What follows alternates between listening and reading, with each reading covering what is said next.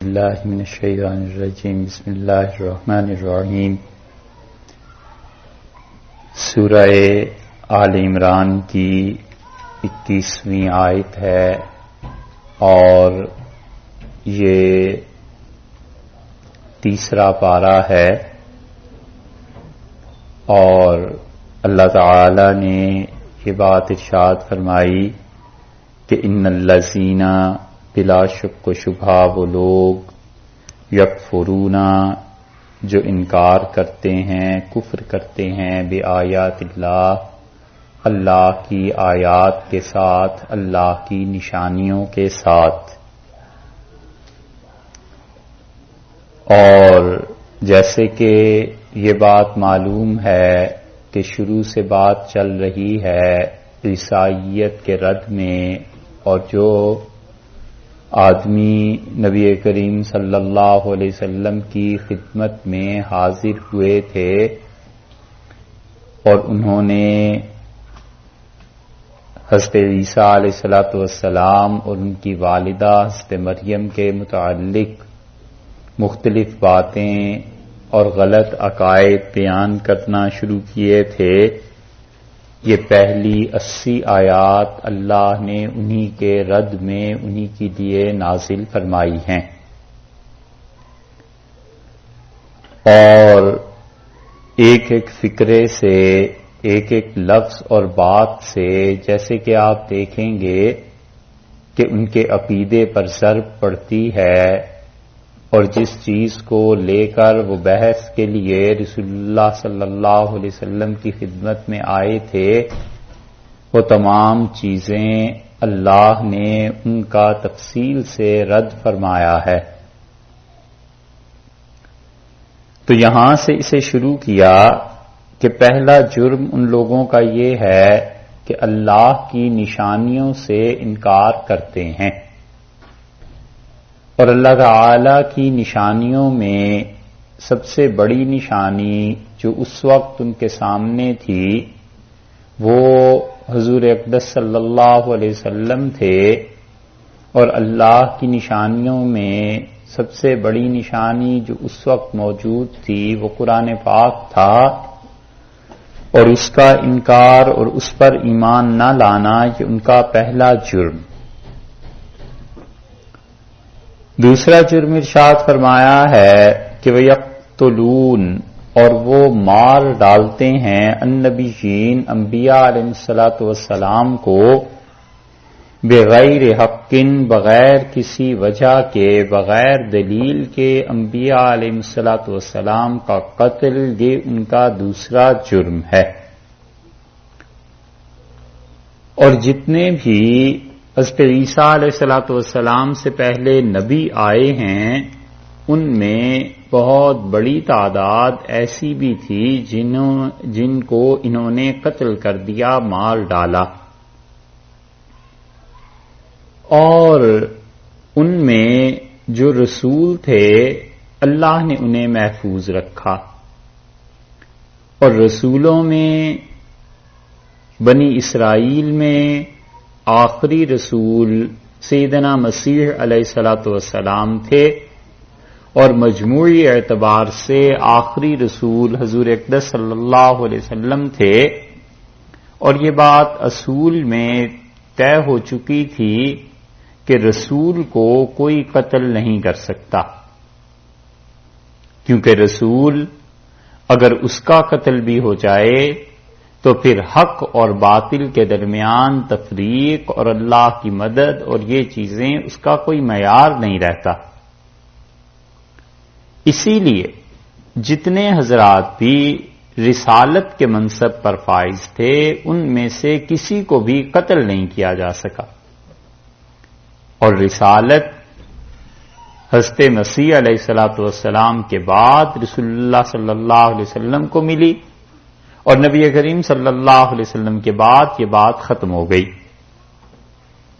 تو اس لیے ان عیسائیوں نے بھی قتل کیا، اور اللہ تعالی نے اسے فرمایا ہے کہ یقتلون النبیین بغیر حق، اور بغیر کسی وجہ کے یہ انبیاء علیہ السلام کو قتل کرتے تھے، تو عیسائیوں نے نہیں، یہودیوں نے، کیونکہ عیسائی تو شروع ہوئے حضرت عیسیٰ علیہ الصلوۃ والسلام سے نا، تو اس کے بعد تو کوئی نبی آیا نہیں، تو یہودیوں سے یہ بد حرکت سرزد ہوتی رہی اور بغیر کسی وجہ کے انبیاء علیہ السلام کو قتل کرتے رہے۔ بغیر وجہ کا مطلب سورہ بقرہ میں اس سے پہلے گزر چکا۔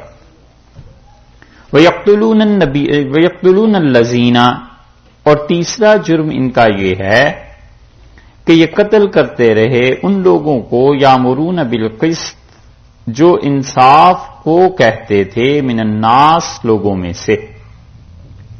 جو کوئی یہ کہتا تھا کہ انصاف سے کام لو اور اپنے معاشروں میں عدل کو رائج کرو اور صحیح چیز ہونی چاہیے، اور کوئی بھی ایسی بات مت کہو جو ظلم پر مبنی ہو، تو یہ اس کو قتل کر دیتے تھے۔ اور اللہ کو چونکہ انصاف پسند ہے، اور اللہ تعالی نے متعدد جگہ پر ان لوگوں کی تعریف کی ہے جو عدل کو قائم کرتے ہیں، انصاف کو قائم کرتے ہیں، اس لیے ان کے جرائم میں سے یہ جرم گنوایا کہ الذین یامرون بالقسط من الناس، لوگوں میں سے جو انصاف کا حکم کرتے تھے، یہ انہیں بھی مار ڈالتے تھے۔ اور اسی لیے اللہ تعالی نے یہ ضروری قرار دیا کہ ہر زمانے میں ایسے لوگ رہیں جو لوگ انصاف کا حکم کرتے رہیں، نیکی کا حکم کرتے رہیں اور برائی سے روکتے رہیں۔ اور اسی سے یہ بات بھی معلوم ہوتی ہے کہ امر بالمعروف اور نہی عن المنکر یہ پچھلی امتوں میں بھی تھا، اور پچھلی امتیں بھی اس بات کی پابند تھیں، اس بات کی مکلف تھیں کہ امر بالمعروف اور نہی عن المنکر دونوں کریں، کہ لوگوں کو نیکی کا حکم دیں اور لوگوں کو برائی سے روکیں۔ یہ دونوں چیزیں ہر دور میں رہی ہیں، اور رسول اللہ صلی اللہ علیہ وسلم نے بہت زور دیا ہے اس پہ کہ لوگوں میں نیکی کو عام کیا جائے، پھیلایا جائے، اور برائی سے لوگوں کو منع کیا جائے، باز رکھا جائے۔ حتیٰ کہ حدیث میں آیا ہے کہ اللہ تعالی نے ایک بستی کو، صحیح بخاری میں آتا ہے کہ اس پہ عذاب بھیجا، اور فرشتوں نے عرض کیا کہ فیہا عبدک، اللہ آپ کا ایک ایسا بندہ اس بستی میں موجود ہے جس نے آج تک اتنی بھی تیری نافرمانی نہیں کی جتنی دیر میں آنکھ پلک جھپکی جاتی ہے، اتنی دیر بھی اس سے تیری نافرمانی نہیں کی۔ تو اللہ تعالی نے فرمایا اس کو بھی، اور ارشاد فرمایا کہ یہ بھی تو نہیں ہوا کہ اس نے میری نافرمانی دیکھی ہو اور کبھی اس کی پیشانی پہ شکن بھی آئی ہو کہ یہ بات غلط ہے، یہ چیز درست نہیں ہے۔ اس لیے برائیوں پر نکیر کرنا، برائیوں کو برا کہنا، یہ فرض ہے ہر انسان پر، اور نیکی کی تبلیغ کرنا یہ بھی فرض ہے ہر انسان پر، فرض عین ہے۔ ان دونوں کو آپ ملا لیں، امر بالمعروف کو اور نہی عن المنکر کو، نیکی کرنے کے حکم کو اور گناہ سے روکنے کو، اس کا مجموعہ کہلاتا ہے تبلیغ، کہ دین کا حکم پہنچانا۔ اور کل وہ آیت گزری ہے کہ اللہ تعالی نے یہ ارشاد فرمایا ہے کہ آپ کے ذمے تو وَإِنَّمَا عَلَيْكَ الْبَلَاغُ، آپ کے ذمے تو یہ ہے کہ پہنچا دیں بس۔ تو تبلیغ کا کرنا یہ ہر مسلمان کے ذمے فرض عین ہے، ہر ایک کے لیے واجب اور فرض ہے، اور جو بھی نہیں کرے گا وہ گناہ گار ہوگا۔ فرض عین کا مطلب یہ ہے جیسے جمعہ ہر آدمی پہ فرض عین ہے، جو بھی مرد ہے، بالغ ہے اور مقیم ہے، اور کوئی شرعی عذر نہیں ہے جیسے بیماری وغیرہ، تو اس پر جمعے کا پڑھنا فرض ہے۔ ایسے ہی ٹھیک اسی طرح تبلیغ بھی فرض ہے ہر آدمی پہ۔ البتہ اس آدمی کا تبلیغ کا ذریعہ مختلف ہے تو ٹھیک ہے. یہ فرض نہیں ہے کہ کسی خاص شکل میں ہی سارے مسلمان تبلیغ کریں. مثلا سارے مسلمان مل کر یہ سوچیں کہ ہم سب دین کا علم ضرور پڑھیں اور مفتی بن جائیں، یہ کوئی فرض نہیں ہے. مسلمانوں میں مفتی کا ہونا فرض ہے، سب کا فرض تھوڑا ہی ہے کہ مفتی ہو جائے. اسی طرح ایک انسان کو اللہ نے تبلیغ کے لیے یہ چیز دی ہے کہ وہ بول سکتا ہے، لکھ نہیں سکتا، تو اس کے لیے یہ فرض ہے کہ زبان سے شریعت کی تبلیغ کرے، شریعت کو پھیلائے. ایک آدمی نہیں بول سکتا، لکھ سکتا ہے، تو اس کے ذمے وہی فرض ہے کہ لکھے. ایک آدمی دین کو پڑھ لیا ہے، سمجھ لیا ہے، تو جتنا علم اللہ نے دیا ہے اسی کے بقدر اس انسان پر فرض ہو جائے گا کہ اس علم کو لوگوں تک پہنچائے. اتنی بڑی ذمہ داری ہے اس علم کی کہ بڑے بڑے اکابر تابعین رحمہم اللہ وہ کہتے تھے کہ اگر پتہ چلتا کہ علم اتنا ذمہ داری اور اتنی چیزیں ہمارے ذمہ ڈال دے گا تو بس صرف فرض واجب ہی پڑھ لیتے، اس کے بعد نہ پڑھتے. تو تبلیغ کی کوئی بھی خاص شکل یہ فرض کفایہ. نفس تبلیغ ہر آدمی پر فرض. ایک آدمی کچھ نہیں کر سکتا اور سارا دن کمپیوٹر پہ بیٹھ کے کام کرتا ہے، اس کے ذمے بھی شریعت کی تبلیغ فرض ہے، اور وہ اپنے فرض کو اسی طرح انجام دے سکتا ہے کہ اس سے کسی کو ای میل کر دی، کوئی اچھی بات بتا دی، مسئلہ بتا دیا، اور کوئی برائی جو اس کے علم میں آئی اس برائی کو اس سے منع کر دیا، روک دیا کہ یہ فتنہ، یہ وبا پھیل رہی ہے اور اس کے خلاف کام کرنا چاہیے. یہ جو فرض عین تھا اس نے پورا کیا. اس لیے جتنے بھی امت میں صحیح معنی میں مفتی اور فقیہ ملیں گے وہ یہی کہتے ہیں کہ نفس تبلیغ کا کرنا ہر ایک پہ فرض ہے، اور اس کی شکلیں جو مختلف بن گئی ہیں ان شکلوں میں سے کوئی بھی اختیار کر لے گا تو یہ فرض پورا ہو جائے. جیسے نماز جنازہ ہے تو فرض عین اس معنی میں کہ اگر پوری بستی میں کوئی نہ پڑھے تو سب لوگ گناہگار ہی ہوں گے نا، لیکن کچھ لوگوں نے جنازہ پڑھ دیا تو وہ ایک طرح کا فرض ان باقیوں کے ذمے اتر گیا، اور کچھ لوگوں نے جا کے تعزیت کر لی تو ان لوگوں کو بھی اس کا ثواب ملا. مختلف شکلیں ہو گئیں، لیکن یہ کہ جو حق تھا جس کے ذمے اس نے اتنا پورا کر دیا.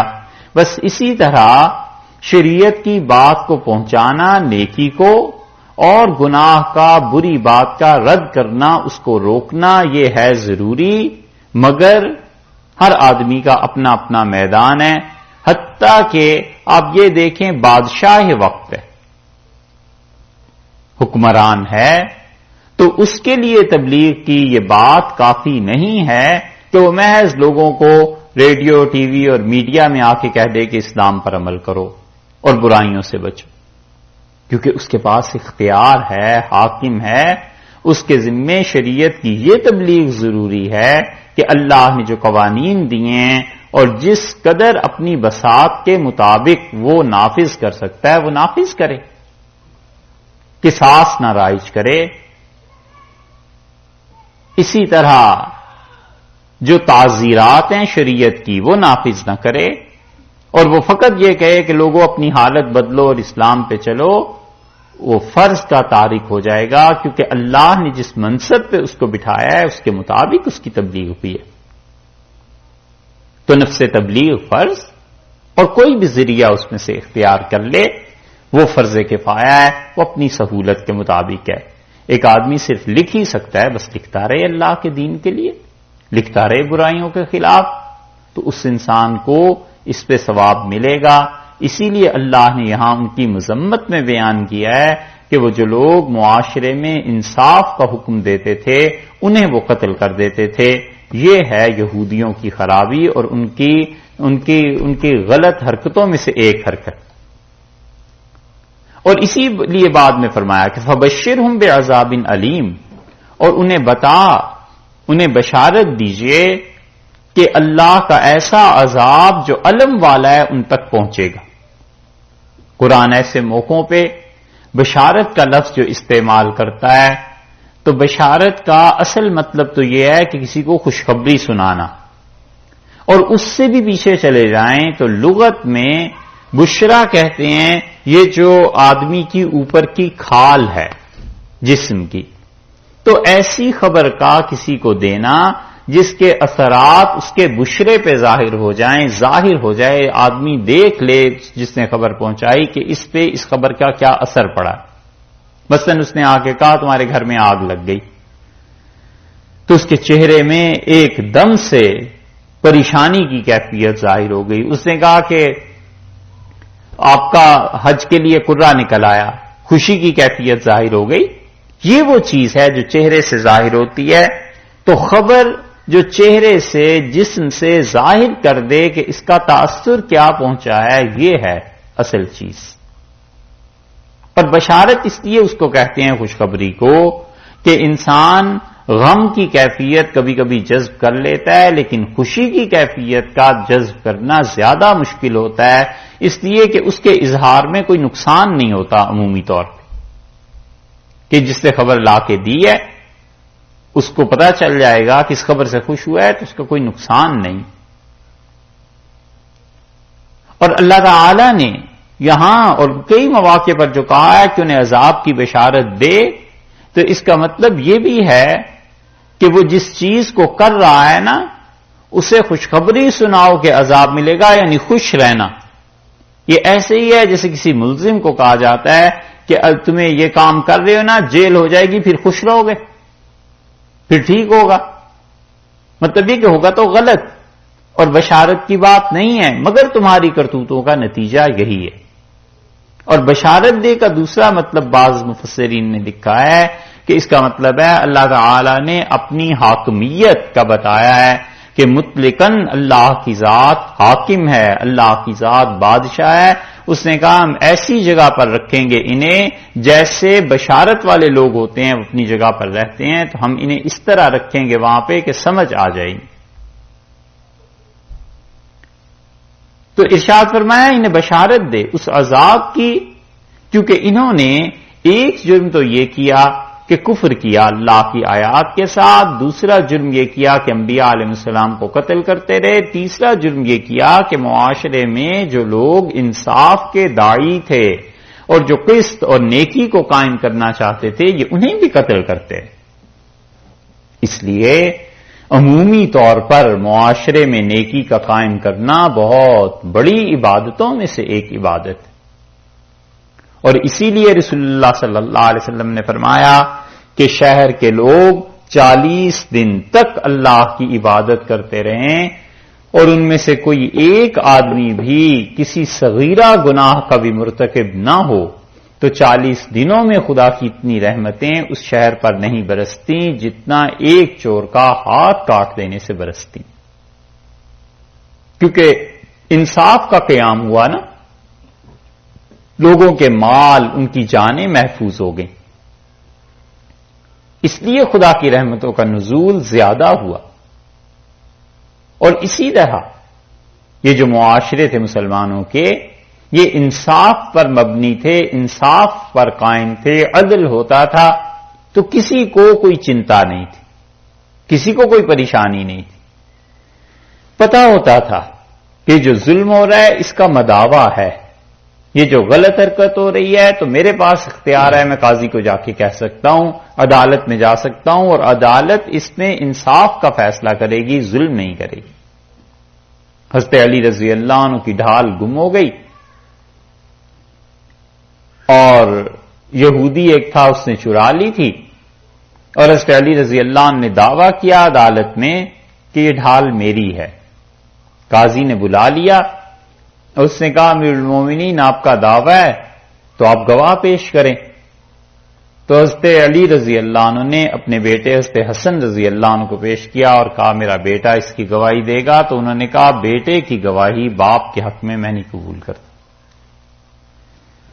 دوسرا گواہ لائیے، دوسرے گواہ حضرت علی رضی اللہ عنہ کے غلام تھے قمبر، ان کو پیش کیا کہ قمبر گواہی دے گا، تو انہوں نے کہا غلام کی گواہی آقا کے حق میں یہ بھی قابل قبول نہیں۔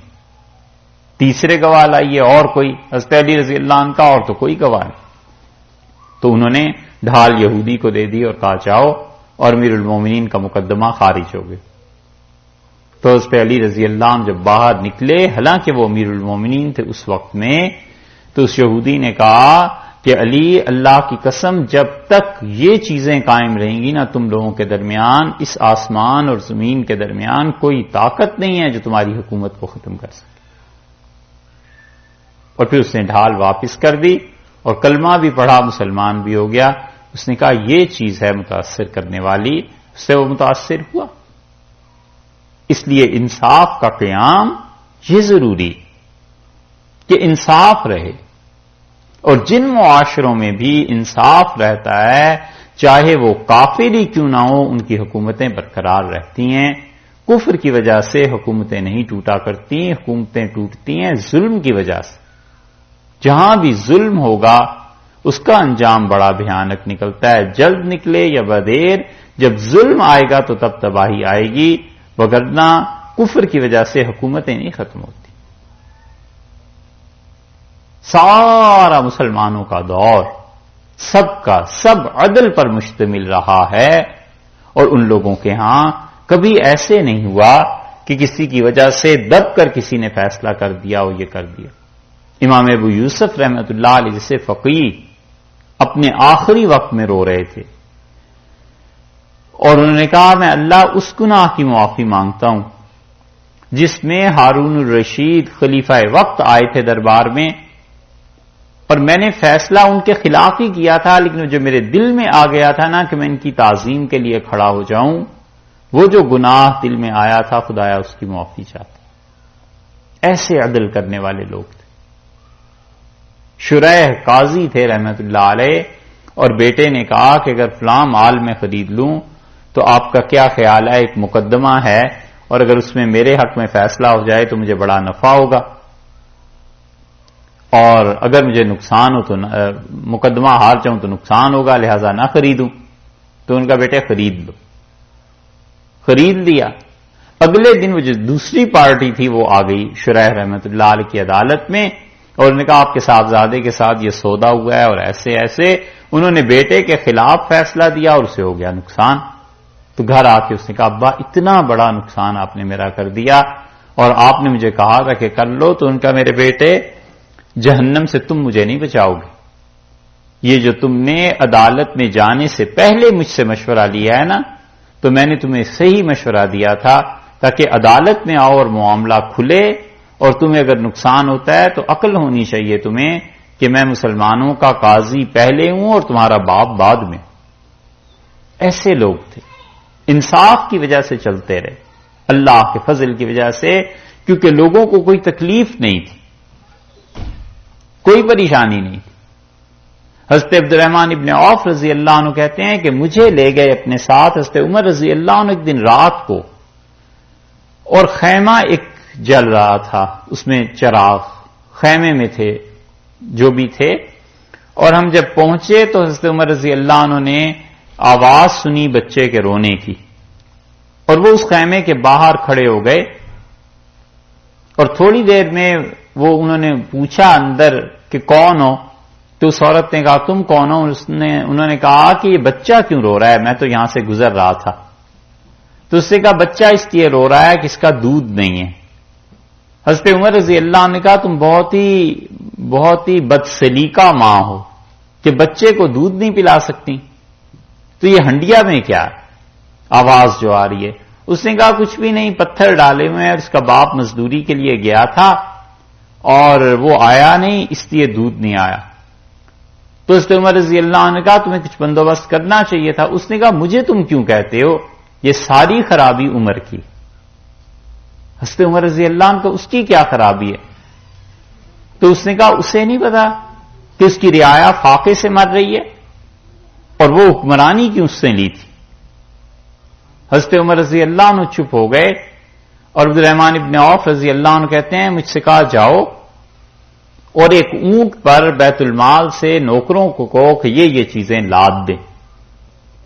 اور وہ ساری چیزیں میں لے کے آیا، اور حضرت عمر رضی اللہ عنہ نماز پڑھ رہے تھے، اور انہوں نے اس ساری چیزوں کو اتروایا اور کہا کہ میں نے منگائی ہیں اور تم رکھو. تو اس عورت نے کہا کہ عمر کی بجائے تمہیں امیر المومنین ہونا چاہیے تھا. حضرت عمر رضی اللہ عنہ چپ رہے اور فجر کی نماز کے بعد رو پڑے اور انہوں نے کہا افسوس عمر کی رعایا میں کتنے بچے ضائع ہو گئے ہوں گے بھوک کی وجہ سے، اور خدا پوچھے گا تو میں کیا جواب دوں گا. اور میرا حکم لکھو سب کی طرف کہ بچوں کے لیے 2 سال تک ان کی ساری خوراک حکومت وقت برداشت کرے گی، ہماری طرف سے ہوگی. یہ انصاف تھا. اور پوری مملکت میں بچوں کو 2 سال تک فری کھانا ملتا تھا. اور حضرت عمر رضی اللہ تو بہت بڑے تھے. یہ جہانگیر ابھی وقت ہی کیا گزرا ہے اس کو بھی گزرے ہوئے. جہانگیر کے متعلق یہ سارے مغلوں نے حکم دے رکھا تھا کہ ہماری مملکت میں ایجوکیشن فری ہے، میڈیسن فری، حکیم کے پاس چلے جائیں اور اپنا علاج کرائیں اور بل حکومت اس کا پے کرے گی. اور حکمران وقت اس کو جو تھے وہ جو بھی حکمران تھے اس وقت کے وہ پیسے دیا کرتے تھے حکما کو، اور حکیم رکھے ہوئے تھے. اور ہر جمعے کے دن خاص اہتمام سے ہر مسجد کے ساتھ ایک ڈسپینسری ہفتہ وار قائم کی جاتی تھی اور فری دوائیاں وہاں لوگوں کو دی جاتی تھی. یہ تو اب کا حال ہے جہانگیر کے دور کا، کیا ابھی کا تو ہے، 400 برس گزرے ہیں. یہ انصاف تھا. اس لیے اللہ نے کہا ان یہودیوں کا جرم یہ ہے کہ جو معاشرے میں انصاف کو قائم کرنا چاہتے ہیں یہ اس کو قتل کرتے رہے ہیں اور انہیں بتا کہ خدا کا عذاب ان پر آئے گا. اولئک الذین، یہ لوگ اولئک یعنی یہ جو ان افعال شنیعہ کے مرتکب ہوتے رہے ہیں، ان گندی حرکتوں کے، ان خراب باتوں کے، الذین یہ وہ لوگ ہیں حبطت اعمالہم جن کے اعمال برباد کر دیے، ختم کر دیے، فی الدنیا اس دنیا میں بھی، والآخرہ اور آخرت میں بھی اللہ نے ان کے اعمال کو تج دے دی. قتل اتنا بڑا جرم ہے کہ یہ بہت سی نیکیوں کو برباد کر دیتا ہے. اور خون اتنی بڑی چیز ہے کہ حضرت عمر رضی اللہ عنہ جیسے آدمی نے، جن کے جتنے بھی حکمران تھے بڑے سخت معیار پہ حضرت عمر رضی اللہ عنہ نے رکھے ہوئے تھے، یہاں تک کہ وہ آ کے اپنا خواب بیان کرتے تھے کہ ہم نے یہ دیکھا ہے. خواب کی وجہ سے حضرت عمر رضی اللہ عنہ ہٹا دیتے تھے کہ اس کا مطلب یہ ہے کہ تم ایسے ہو گئے ہو، یعنی مستقبل میں اب ہو جاؤ گے، تم ہماری حکومت نہ کرو. اتنی شدت کے باوجود حکم یہ تھا کہ میری مملکت میں موت کی سزا صرف اسی وقت نافذ ہوگی جب میں دستخط کروں. ایسے نہیں تھا کہ کوئی کسی کو قتل کی سزا دے دے. بھیجا جاتا تھا مدینہ منورہ مقدمہ اور حضرت عمر رضی اللہ عنہ سنتے تھے، فیصلہ کرتے تھے، پھر خون ہوتا تھا کسی کا. کہ خون اتنی بڑی چیز ہے. اس لیے اللہ نے فرمایا ہے کہ دنیا میں اور آخرت میں ان کے اعمال برباد ہو گئے. تو اس کا مطلب یہ بھی ہے، دوسرے لفظوں میں اس کی سیکنڈ سائیڈ اگر آپ دیکھیں تو اس کا مطلب یہ ہے کہ بعض نیکیاں اتنی بڑی ہوتی ہیں کہ اللہ تعالیٰ دنیا اور آخرت میں اس انسان کے گناہ بھی معاف کر دیتے ہیں. بعض نیکیاں اس درجے کی ہو جاتی ہیں کہ اللہ تعالیٰ معافی کا فیصلہ کر لیتے ہیں. جیسے بدر والوں سے اتنی بڑی نیکی ہو گئی کہ اللہ نے کہا تم جو مرضی کرتے رہو، آئندہ کو ہم نے سب چیزیں تمہاری معاف کر دی. حدیث میں ایک آدمی کے متعلق بھی آتا ہے، رسول اللہ صلی اللہ علیہ وسلم وہ ایک مرتبہ توبہ کرتا ہے اتنی اچھی کہ اللہ اپنے فرشتوں سے کہتے ہیں کہ علم عبدی ان لہ ربن، میرے بندے کو دیکھو اسے پتا ہے نا کوئی معاف کرنے والا ہے، اسی لیے میرے دروازے پہ آ گیا ہے اور معافی مانگتا ہے، میں نے اسے معاف کیا. پھر دوسری مرتبہ، پھر تیسری مرتبہ جو وہ کہتا ہے رب اذنبت، اللہ مجھ سے گناہ ہو گیا ہے اور پھر معافی کے لیے حاضر ہوا ہوں، تو اللہ تعالیٰ فرماتے ہیں علم عبدی ان لہ ربن، میرے بندے کو پتا ہے نا کوئی معاف کرنے والا ہے، اسی لیے پھر یہ دیکھو آ گیا ہے. اور الفاظ مسلم میں یہ آئے ہیں کہ رسول اللہ صلی اللہ علیہ وسلم فرمایا اللہ تعالیٰ کہتے ہیں اپنے فرشتوں سے کہ میں نے اسے ہمیشہ کے لیے معاف کر دیا اور آج کے بعد یہ جو مرضی کرتا رہے. یہ توبہ اس کی اس درجے میں قبول ہو گئی کہ آئندہ وہ گناہ کرے گا بھی تو بھی اللہ کی طرف سے معافی ہو گئی، کیونکہ چیزوں کی اصل قیمت لگانے والے تو اللہ ہیں. گناہ جبھی گناہ ہے جب اللہ کہے، اور نیکی اسی وقت نیکی ہے جب اللہ تعالیٰ کہہ دے کہ یہ نیکی نہیں ہے تو کوئی نیکی نہیں، اور اللہ فرما دے یہ گناہ نہیں ہے تو کوئی گناہ نہیں. یہ معیار تو اس نے مقرر کیے ہیں نا. تو کسی کے لیے ایز اے اسپیشل کیس وہ ڈیل کرتا ہے کسی کو اور کہتا ہے اس کی اتنی بڑی نیکی ہو گئی ہے، ہم اتنے اس سے خوش ہیں کہ آئندہ ناراض نہیں ہوں گے. بس ہو سکتا ہے. اسی لیے حضرت علی رضی اللہ عنہ کہتے تھے کہ رب کلمتن، کبھی کبھی ایک جملہ زبان کا سلبت نعمتن، اللہ سے اس کے سارے انعامات کی محرومی کا فیصلہ آدمی کے لیے کروا دیتا ہے. جملہ ایک ہی بولتا ہے اور اللہ کہتا ہے آئندہ سے اس پہ کوئی انعام نہیں کرنا.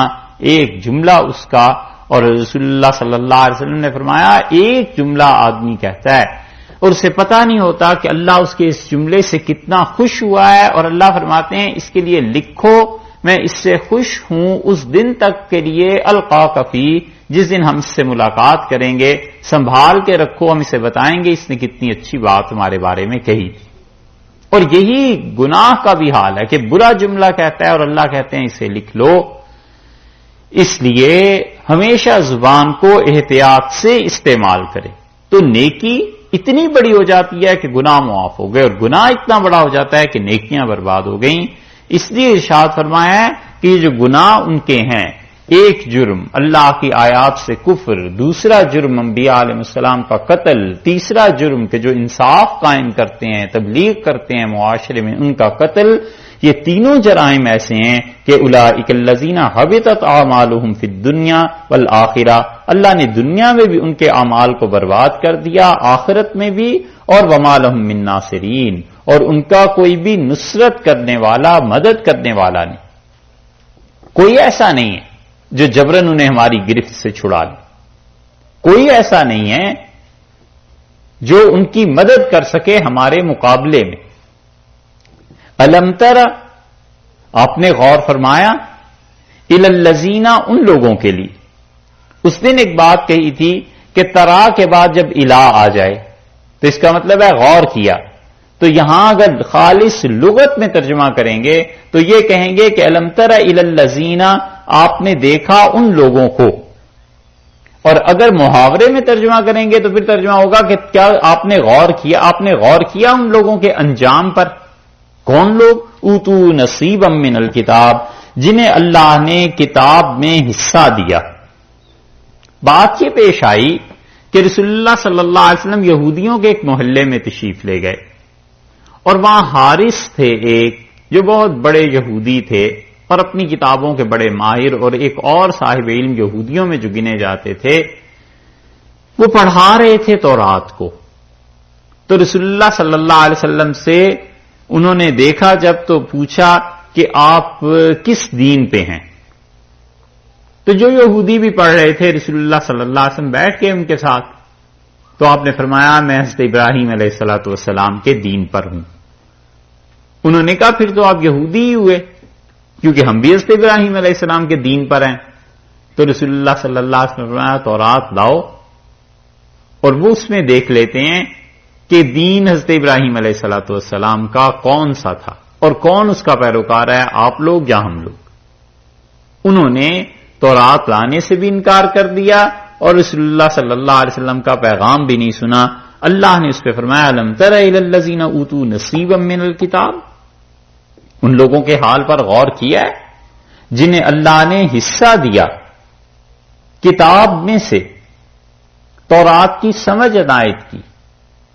یہ اصل میں زجر ہے، ڈانٹ ہے اہل کتاب کے علماء کو کہ تمہیں اللہ نے کتاب کا علم بھی دیا ہے، اس کے باوجود تم اپنی حالت ٹھیک نہیں کرتے.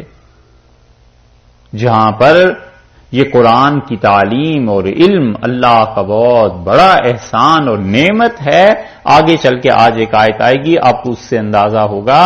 اسی طرح جب علم آ جائے تو یہ اس بات کا تقاضا کرتا ہے کہ انسان جب قرآن سمجھ لے اپنی عملی زندگی کو تبدیل کرے، وگرنہ یہ اور وبال ہے کہ پڑھ لیا پتہ چل گیا سب کچھ، اس کے باوجود حالت وہی ہے.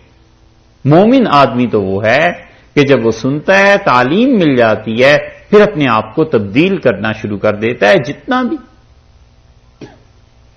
تو فرمایا کہ جنہیں کتاب میں سے حصہ دیا گیا، یدعون الی کتاب اللہ، انہیں بلایا جاتا ہے اللہ کی کتاب کی طرف، دعوت دی جاتی ہے، لیحکم بینہم، تاکہ ان کے درمیان فیصلہ کرے وہ کتاب، اور وہ کتاب اس چیز کو طے کر دے کہ حق کیا ہے اور باطل کیا ہے، سچائی کیا ہے اور جھوٹ کیا ہے۔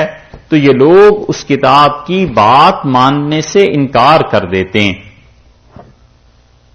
اللہ کی کتاب کو ہٹا دیتے ہیں۔ ثم یتولی فریق منہم، اور پھر ان میں بعض ایسے ہیں کہ وہ ہٹ جاتے ہیں، خدا کی بات، اس کتاب کی بات نہیں مانتے، وہم مورزون، اور حالت یہ ہے کہ غفلت کر کر کے ہٹتے ہیں، ہم مورزون، اعراض کرتے ہیں۔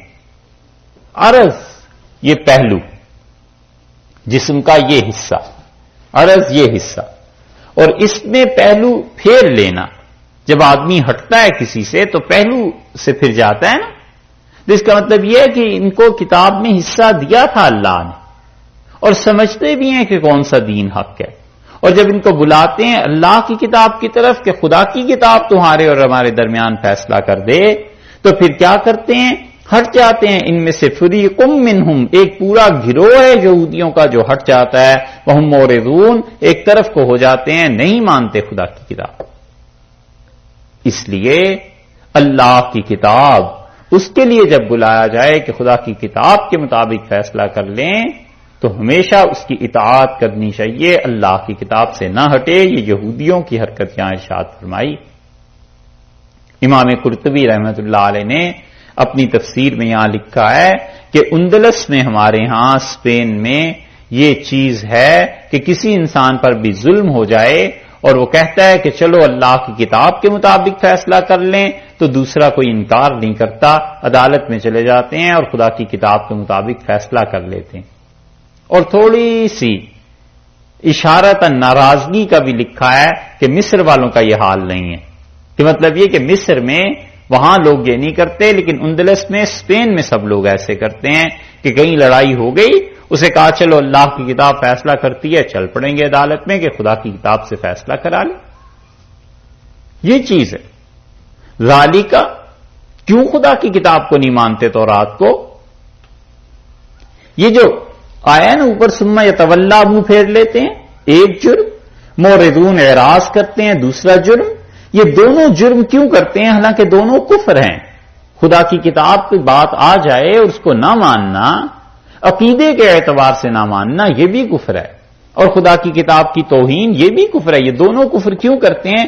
ذالک بانہم، یہ اس لیے کرتے ہیں کہ وہ کہتے ہیں، قالو، وہ کہتے ہیں کہ لن تمسنا النار، ہمیں جہنم میں آنا ہی جانا ہی نہیں، جہنم ہمیں چھوئے گا ہی نہیں، الا ایامن، مگر چند دن ہیں، معدودات، گنتی کے چند ایک دن رہیں گے۔ ہم کوئی کافر تھوڑا ہی ہیں، وہ سرے سے اپنے کفر کے ہی قائل نہیں، وہ کہتے ہیں ہم کافر نہیں۔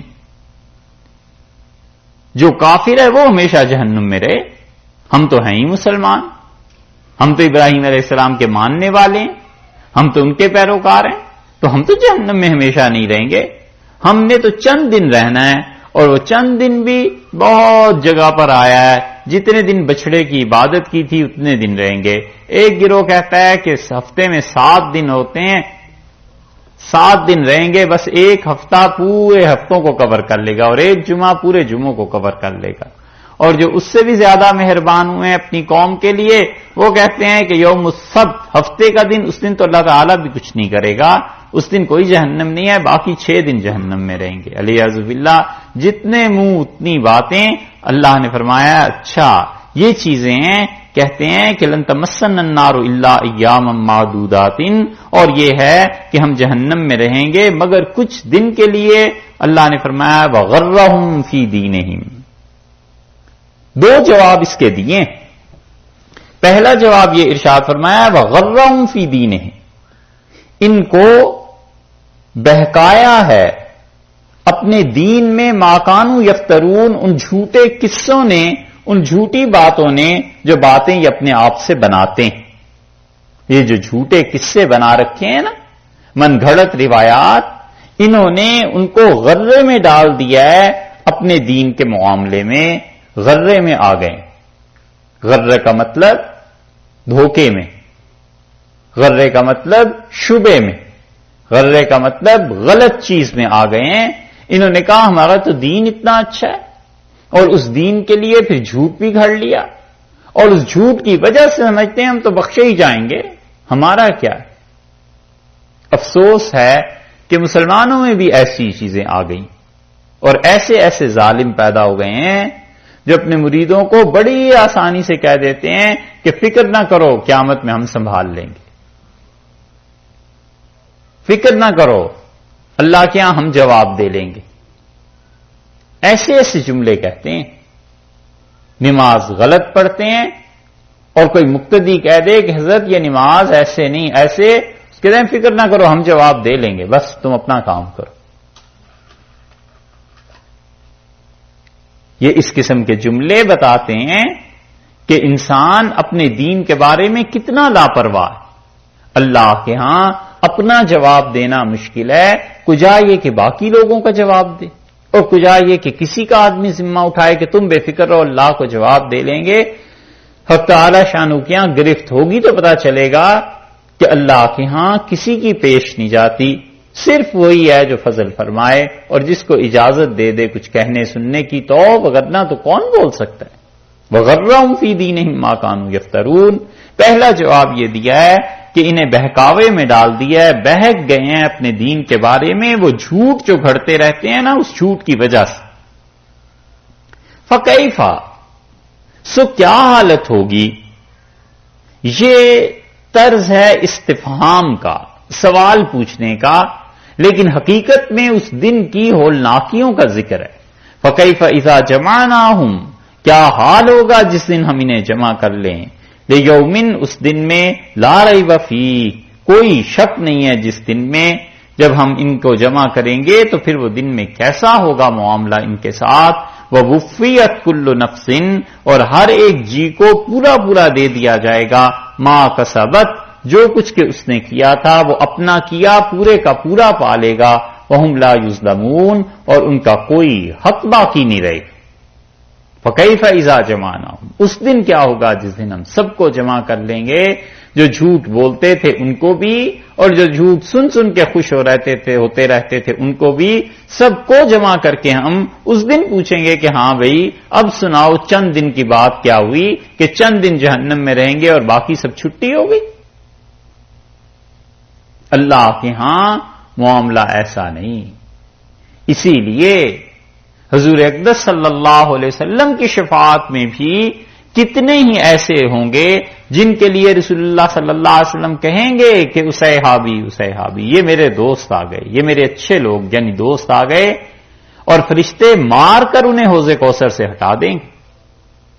صحیح مسلم میں آیا ہے رسول اللہ صلی اللہ علیہ وسلم آیا میں حوض کوثر پہ بیٹھا ہوں گا اور کچھ لوگ آئیں گے اور میں انہیں دیکھوں گا اور میں کہوں گا اسیحابی اسیحابی، میرے دوست آ گئے، میرے دوست آ گئے، اور فرشتے انہیں ماریں گے اور میرے پاس سے ہٹا دیں گے اور کہیں گے انک لا تدری ما احدثوا بعدک، آپ کو پتا نہیں آپ کے بعد انہوں نے آپ کے اس دین کو کتنا بگاڑ دیا، کیا کیا چیزیں انہوں نے شروع کر دی تھیں. تو شفاعت کا مستحق جنہیں گویا رسول اللہ صلی اللہ علیہ وسلم بھی قیامت میں سمجھتے ہیں، انہوں نے بتا دیا ایسے مار کے ہٹا دیے جائیں گے. تو حضرت صلی اللہ علیہ وسلم جنہیں سمجھتے تھے ان کی پوچھ نہیں ہے وہاں، باقی امت میں یہ جو اتنے بنے پھرتے ہیں نا کہ بس شفاعت ہو جائے گی اور ہمیں تو کوئی پوچھے گا نہیں اور نہیں ہوگا، یہ پتہ اس دن چلے گا. اسی لیے حضرت ابو ہریرہ رضی اللہ عنہ نے فرمایا کہ ہم دو دوست بیٹھے ہوئے تھے تو رسول اللہ صلی اللہ علیہ وسلم نے فرمایا تم میں سے ایک میری نبوت میں شرک کرے گا اور وہ جہنمی ہوگا. بس یہ فرمایا حضرت صلی اللہ علیہ وسلم نے. اور شرک فی النبوت کی اصطلاح یہ وہاں آئی ہے، اسد الغابہ میں ابن عبد البر نے اس کو نقل کیا ہے. اور یہی شرک فی النبوت کی اصطلاح پھر بعد میں حضرت اسماعیل شہید رحمت اللہ علیہ وغیرہ جو استعمال کرتے ہیں، اس کی اصل وہاں ہے. اور حضرت ابو ہریرہ رضی اللہ عنہ کہتے ہیں مجھے برابر کھٹکارا اور میرے لیے اتنی پریشانی تھی کہ کہ اللہ جانے کون ہے، یا میں ہوں یا یہ ہے. یہاں تک کہ مسیلمہ کذاب نے جب نبوت کا دعویٰ کیا اور یہ اس کے پاس چلا گیا اور اس کی نبوت کی تصدیق کی، اور اس نے کہا کہ مسیلمہ بھی شریک ہے رسول اللہ صلی اللہ علیہ وسلم کے ساتھ نبوت میں علیہ باللہ، اور وہ مر گیا اس پہ، تب مجھے اطمینان ہوا کہ جو ارشاد فرمایا تھا تم دو میں سے ایک، وہ ایک مر گیا. یہ حال ان صحابہ رضی اللہ عنہ کا ہے. اس لیے وہ لوگ جو اس غرے میں رہتے ہیں نا کہ بس بچ جائیں گے، یہ ہو جائے گا، یہ ہو جائے گا، یہ قصے کہانیاں، ان کے سہارے نہیں رہنا چاہیے، عملی زندگی بنانی چاہیے کہ میں عمل کیا کر رہا ہوں. اسی لیے شفاعت کی ساری احادیث میں آیا ہے، طویل احادیث میں، فَيَحُدُّ لِي حَدًّا، اللہ میرے لیے حد مقرر کر دے گا کہ بس اس حد تک اگر گناہ ہے تو آپ سفارش کر لیجئے، اس سے زیادہ ہیں تو پھر نہیں. یہ ہے چیز. یہودیوں کو یہ چیز مار گئی. ان کی 8ویں 9ویں 10ویں صدی کے حالات آپ پڑھیں تو ان کے ہاں مستقل شعبے قائم ہو گئے تھے، اور کلیسا چھاپ چھاپ کے دیتا تھا چیزوں کو، لکھ لکھ کے. حتیٰ کہ بعد میں جب پریس آیا ہے تو یہ باقاعدہ مغفرت نامے چھپتے تھے کہ تم بخشے گئے ہو، پیسے دو مغفرت نامہ لے لو، پیسے دے دو نمازیں معاف کرا لو، پیسے دے دو روزے معاف کرا لو. ہمارے ہاں اسماعیلیوں میں اب بھی ہے کہ پیسے دے دو اور اس کے مقابلے میں روزوں کو معاف کرا لو، حج کو معاف کرا لو، جو چاہو کر لو. وہ پیسہ ہے اصل. اللہ کے ہاں سمجھتے ہیں کہ یہ تجارت کام آ جائے گی. اللہ نے فرمایا فَكَيْفَ إِذَا جَمَعْنَاهُمْ لِيَوْمٍ لَا رَيْبَ فِيهِ، اس دن کیا ہوگا جس دن ہم سب کو جمع کر لیں گے، کوئی شک نہیں ہے اس میں. اس دن کے آنے میں ہر ایک جان کو وہ جو اس نے کیا ہے، اپنا کیا پورے کا پورا مل جائے گا، جو گناہ کیے ہیں وہ بھی، جو نیکیاں کی ہیں وہ بھی. اسی لیے رسول اللہ صلی اللہ علیہ وسلم نے فرمایا اللہ نے مجھے میری امت کے اعمال دکھائے، ایک ایک چیز، حتیٰ کہ ایک آدمی نے مسجد سے تنکا اٹھا کر باہر پھینک دیا تھا کہ اللہ کا گھر گندا نہ ہو، اللہ کا گھر خراب نہ ہو، مجھے اس کا ثواب بھی دکھایا گیا کہ یہ آپ کی امتی کا فعل ہے معراج. تو سب چیزیں پوری ہو جائیں گی. ہم لا یظلمون، اللہ نے فرمایا ہے کہ ان کا کوئی حق باقی نہیں رہے گا، کوئی ظلم نہیں ہوگا، جو کرتے رہے وہاں جا کے بھر لیں گے. قل، آپ فرمائیے، کہیے، اللہم مالک الملک، اے اللہ جو بادشاہ ہے، مالک ہے ملک کا، مالک ہے سلطنت کا. یہ اللہم جو ہے نا، یہ بصرہ اور کوفہ کے نحات کے درمیان بحث ہوئی ہے نحوی بحث، اس کا کیا ذکر کرنا ہے، لیکن یہ دونوں سکول آف تھاٹ تھے، بصرہ کے الگ اور کوفہ کے الگ. اور زبانوں میں جیسے مکتبے قائم ہو گئے، جیسے کہتے ہیں کہ دلی والوں کا مکتبہ فکر اردو میں یہ لفظ وہاں ایسے بولتے ہیں اور لکھنؤ والے ایسے بولتے ہیں، اور ان کے ہاں یہ مذکر بولا جاتا ہے اور ان کے ہاں مؤنث بولا جاتا ہے. اسی طرح کوفہ اور بصرہ یہ دونوں سکول آف تھاٹس تھے نحو کے بارے میں، اور دونوں میں نحوی بڑے بڑے امام تھے، خلیل، سبوے، اور یہ بصرہ کے جتنے نحوی تھے یہ کہتے ہیں کہ اللہم کا مطلب ہے یا اللہ، اے اللہ. پوری آیت دیکھیے کہ انسان کیا کہتا ہے، اللہم مالک الملک، اے اللہ جو مالک ہے، بادشاہ ہے، کس چیز کا؟ الملک، سلطنت کا. یہ تیسری بار یہاں توحید کا ذکر آ رہا ہے، اور یہ بتایا جا رہا ہے کہ سلطنت اور حکومت در حقیقت اللہ کی ہے.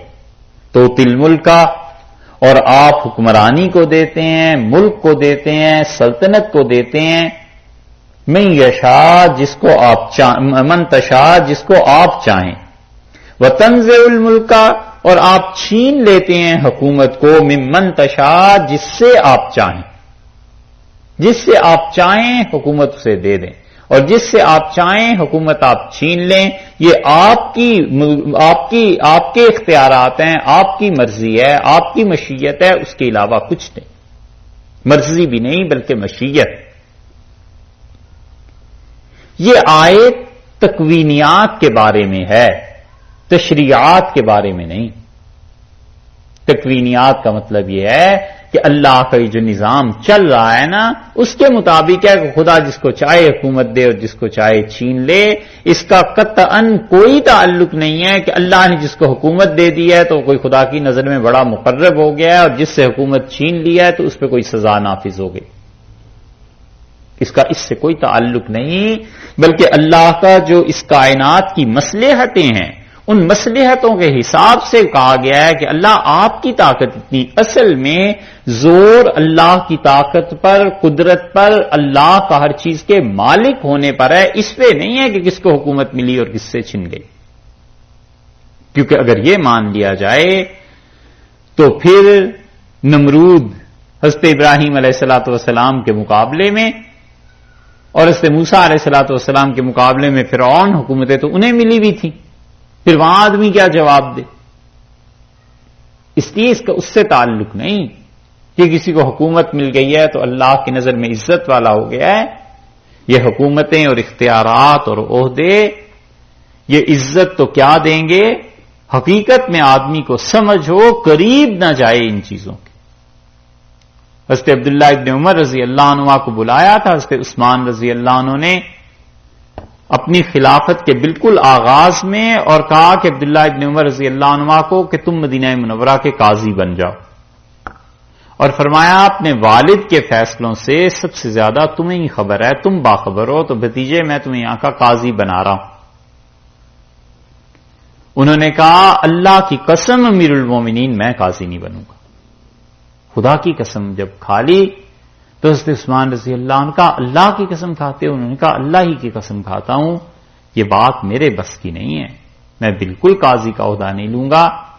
حضرت عثمان رضی اللہ عنہ نے کہا اچھا پھر دوسری قسم اس پہ بھی کھاؤ کہ باہر جا کر کسی کو بتاؤ گے نہیں،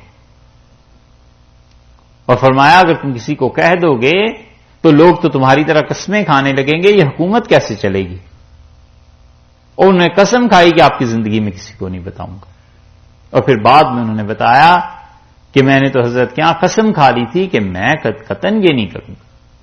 یہ ذمہ داری کی چیزیں، اس لیے یہاں پر فرمایا ہے جو کہ قل اللہم مالک الملک، اس کا یہ مطلب نہیں ہے کہ جسے حکومت ملی ہے اس کے لیے کوئی بہت عزت کے سامان ہو گئے، بس اللہ کی اپنی مصلحتیں، وہ تو عز من تشاء، اور اللہ جس کو تو چاہتا ہے عزت دیتا ہے، اور عزت کا سب سے بڑا معیار اللہ کے ہاں وہ نبوت ہے۔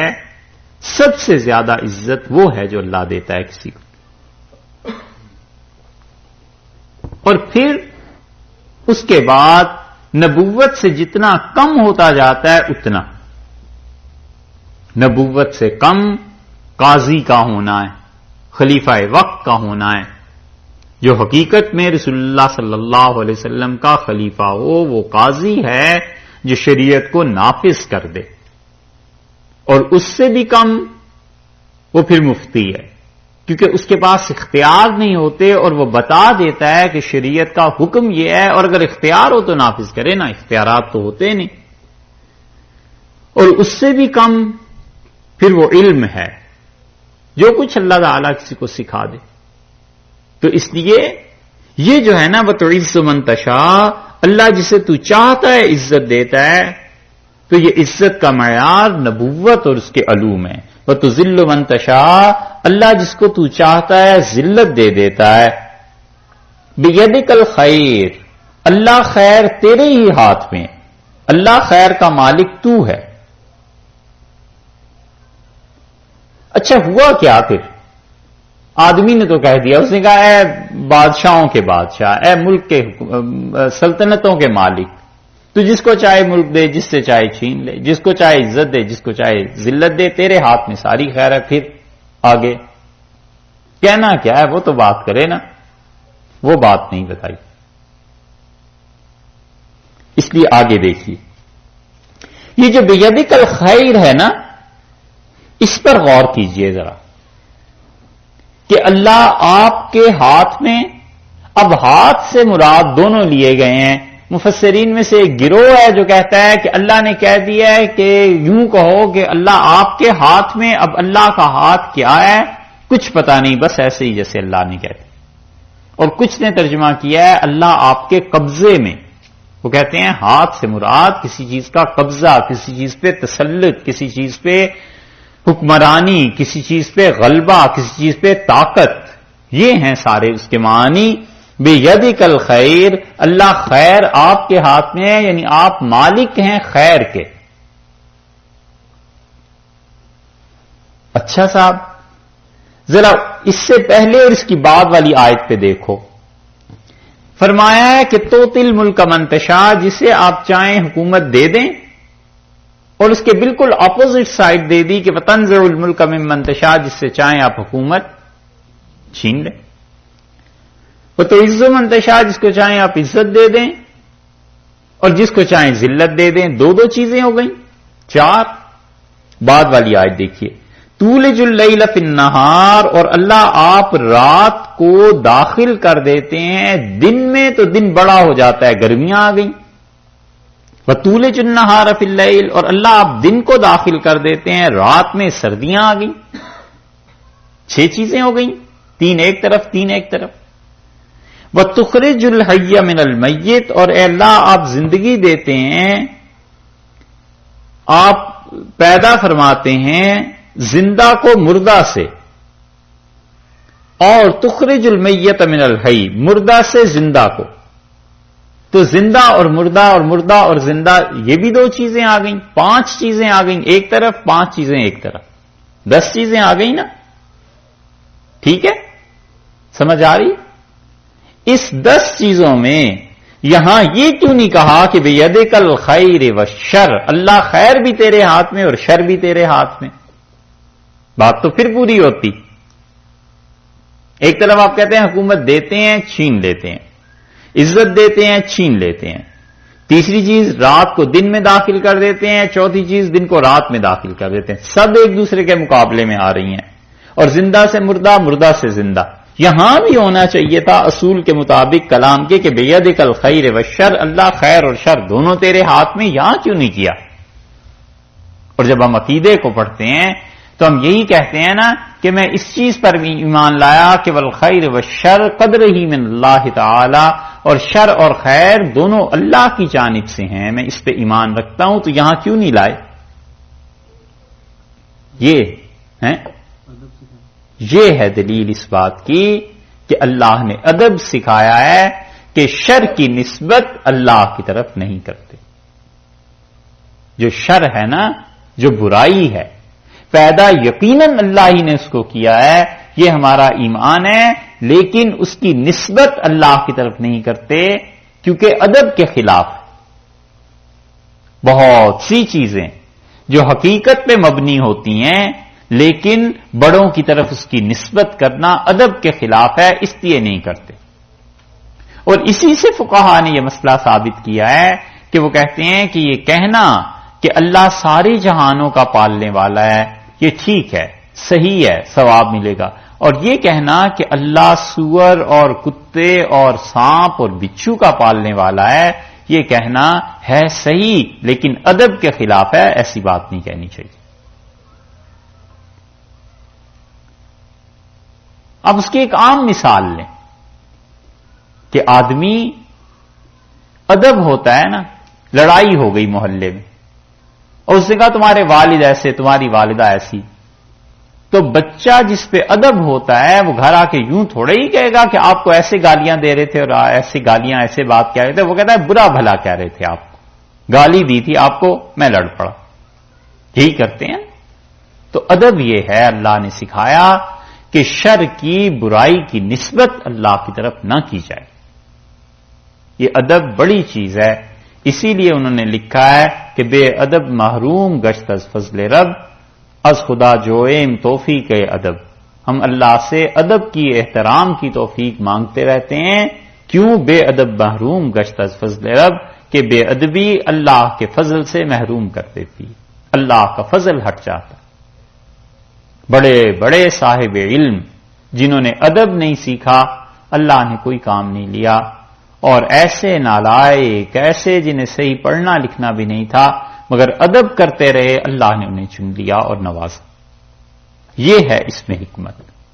کفر کو یقیناً اللہ نے پیدا کیا ہے، ایمان کو بھی اللہ ہی نے پیدا کیا ہے، مگر اس کی نسبت کفر کی اللہ کی طرف نہیں کریں گے، اس لیے کہ یہ ادب کے خلاف۔ ایک اور جگہ آپ کو بتائیں، وہاں سے مسئلہ واضح ہوگا۔ 16واں پارہ جہاں سے شروع ہو رہا ہے نا، وہاں دیکھیے،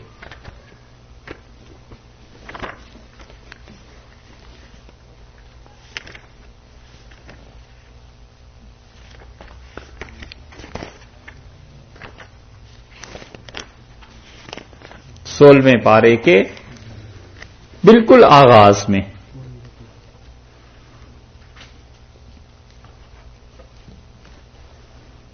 اچھا، حضرت موسیٰ علیہ الصلوۃ والسلام اور حضرت خضر یہ دونوں ملے ہیں۔ اللہ نے کہا تم جاؤ اور ان سے علم حاصل کرو، حضرت موسیٰ علیہ السلام کو کہا، تو یہ دونوں چلے۔ غور سے اس کے ترجمے کو سنتے جائیے اور اس سے بھی پیچھے آ جائیں 15ویں پارے میں نا، آخری جو رکوع آ رہا ہے 71 نمبر آیت، 71 نمبر آیت جو ہے اس سے شروع کرتے ہیں، بس سنتے جائیے، پھر جس جگہ ضرورت ہے وہاں بات کریں گے۔ فانطلقا، وہ دونوں چلے۔ اچھا، چلنے سے پہلے خضر علیہ السلام نے موسیٰ علیہ السلام سے کہا کہ موسیٰ میں جو مرضی کرتا رہوں تم نے بولنا نہیں، چپ رہنا۔ موسیٰ علیہ السلام نے کہا میں چپ رہوں گا۔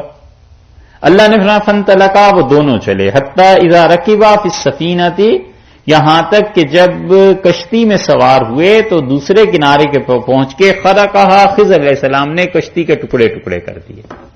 قالا، موسیٰ علیہ السلام بولے ان کے سامنے، گویا کہ یہ ظلم ہو گیا، ان کا خرقتہا لتغرق اہلہا، تم نے اس کشتی کو توڑ دیا ہے تاکہ لوگ ڈوبے آئندہ کو، اس میں سوراخ کر دیے، لقد جئت شیئا امرا، یہ تو بڑی انوکھی بات کی تم نے۔ قال الم اقل، اس نے کہا خضر علیہ السلام نے، میں نے تمہیں نہیں کہا تھا انک لن تستطیع معی صبرا، تم میرے ساتھ ٹھہر نہیں سکو گے۔ قال لا تؤاخذنی بما نسیت، موسیٰ علیہ السلام نے کہا اچھا جو مجھ سے غلطی ہو گئی، بھول گیا ہوں، تو تم مجھ پہ سختی نہ کرو، ولا ترہقنی من امری عسرا، اور میرا کام مشکل نہ بناؤ، مجھے تو تم سے علم حاصل کرنا ہے۔ فانطلقا، دوسری مرتبہ چل پڑے، حتی اذا لقی غلاما، یہاں تک کہ ایک بچے کو دیکھا، ملے اس سے، فقتلہ، خضر علیہ السلام نے اسے قتل کر دیا، گردن اڑا دی اس کی۔ قال قتلت نفسا زکیۃ بغیر نفس، موسیٰ علیہ السلام بولے، انہوں نے کہا تم نے ایک جان مار ڈالی، صاف ستھرا بچہ، بغیر کسی وجہ کے۔ لقد جئت شیئا نکرا، بہت نامعقول حرکت ہے یہ۔ قال الم اقل لک انک لن تستطیع معی صبرا، خضر بولے، انہوں نے کہا میں نے تمہیں نہیں کہا تھا کہ تم میرے ساتھ نہیں رہو گے۔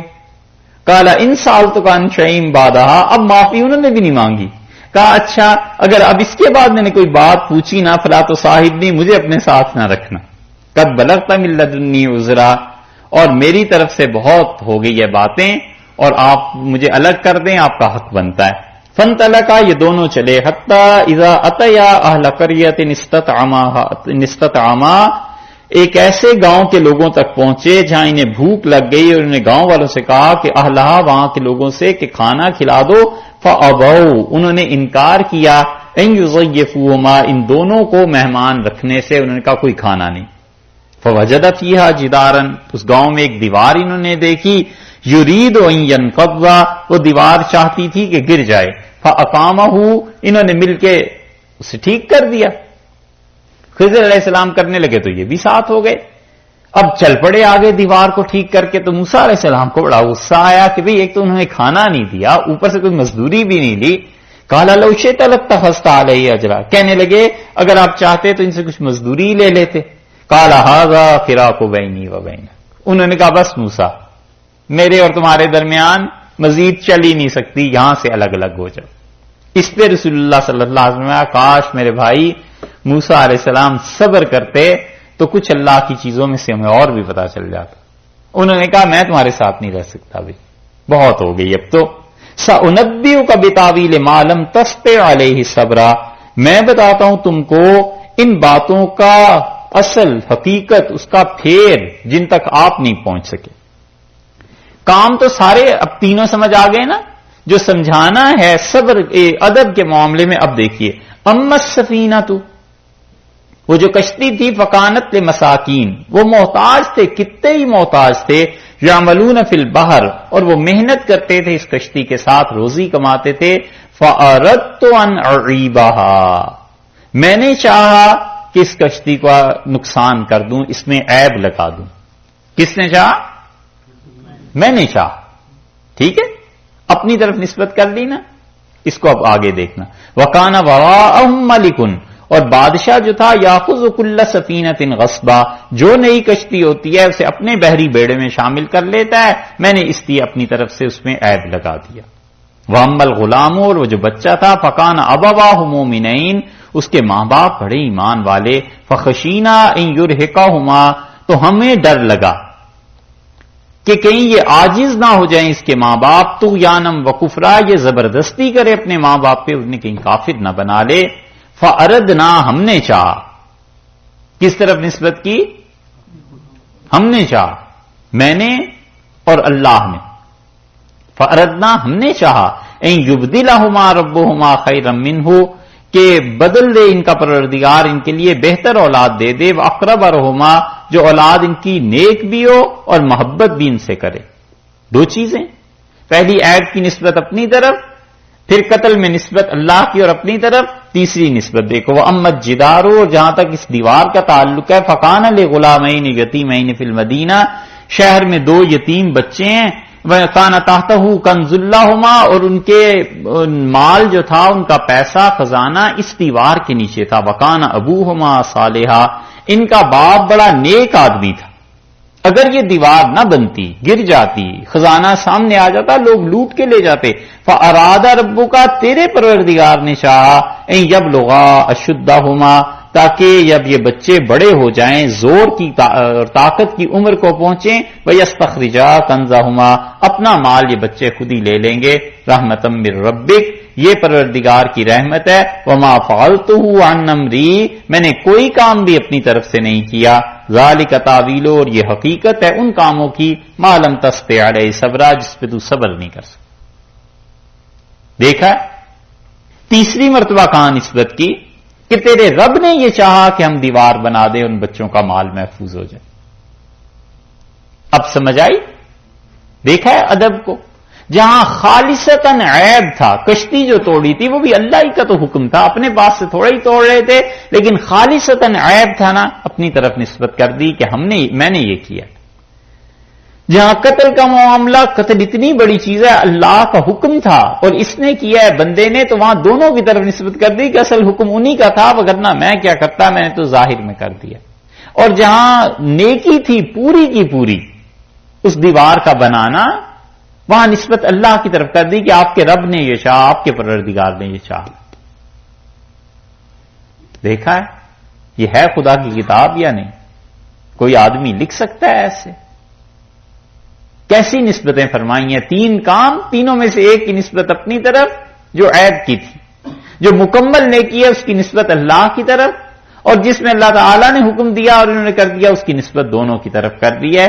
یہ ہے وہ چیز جو ادب کہلاتی ہے. یہ ہے دلیل اس کی کہ اللہ کی طرف گناہ کی نسبت نہیں کرنی چاہیے. ایک اور مثال دیکھیے، سورہ شعراء ہے 22ویں پارے میں.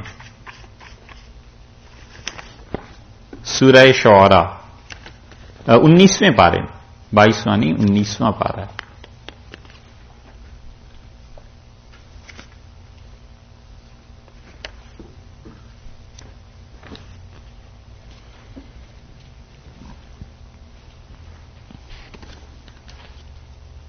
دیکھیے سورہ شعراء 76 ہے سورت کا، نہیں 26 ہے سورت کا نمبر، اور 19واں پارہ ہے، اور آیت نمبر اس کی دیکھیے آیت نمبر دیکھیے 69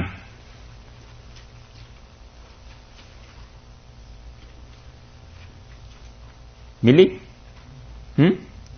اس کو خود ہی سمجھو، ہم صرف ترجمہ کرتے ہیں، آپ خود سمجھ کے بتائیے کیا ہے، ہم یعنی کیا کہنا چاہتے ہیں آپ سے اس میں۔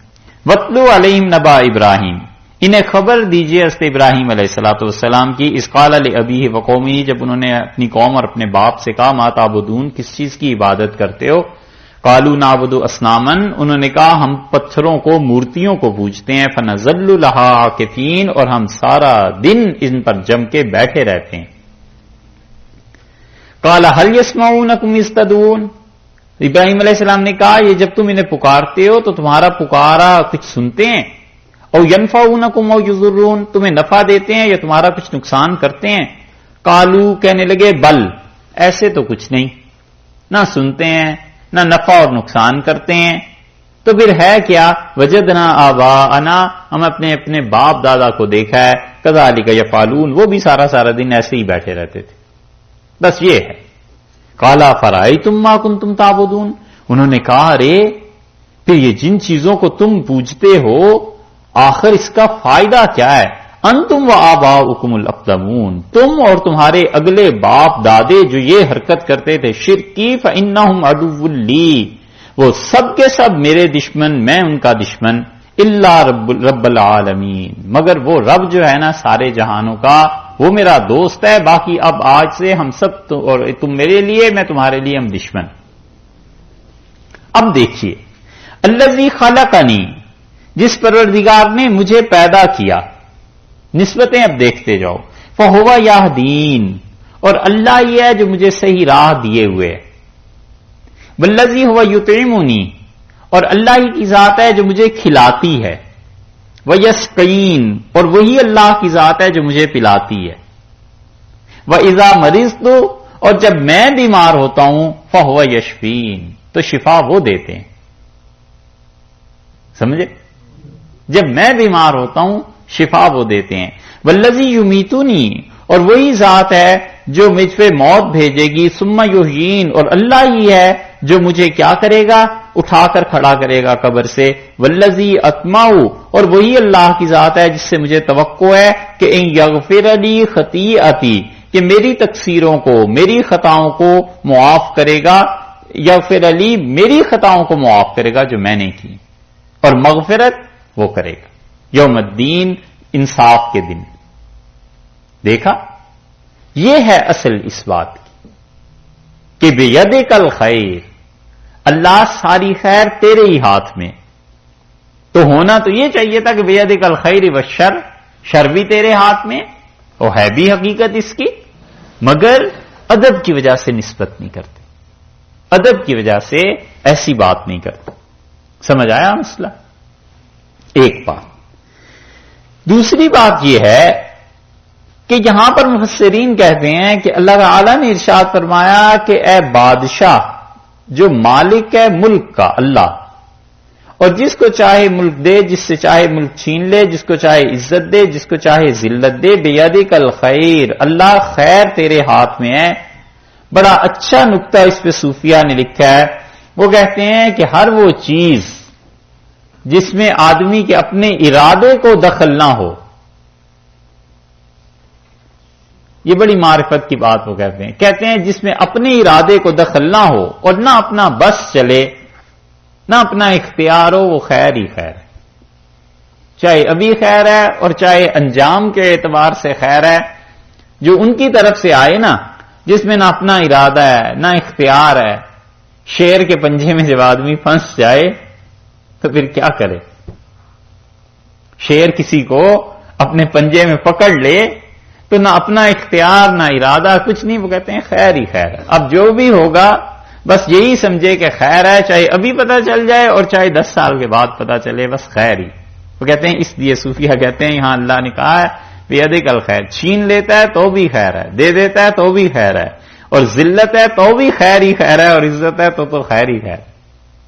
انک علی کل شیء قدیر، اور اللہ آپ ہر چیز پر قدرت رکھتے ہیں۔